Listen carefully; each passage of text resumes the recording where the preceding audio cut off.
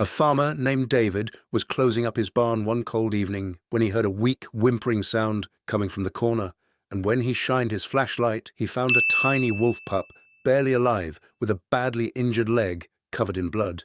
His wife, Sarah, begged him not to touch it, warning that the mother could be nearby and they'd all be in danger. But David couldn't leave the pup to die, so he carefully wrapped it in a blanket and brought it inside to clean and bandage the wound.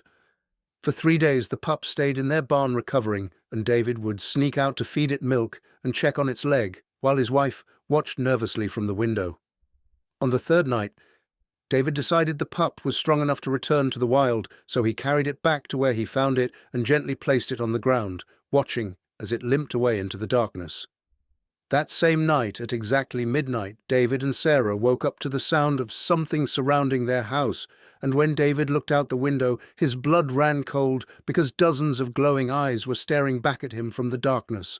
Sarah screamed and told him to call for help, but before David could move, he saw them clearly in the moonlight, an entire wolf pack, at least 15 of them, standing completely still in a circle around their home.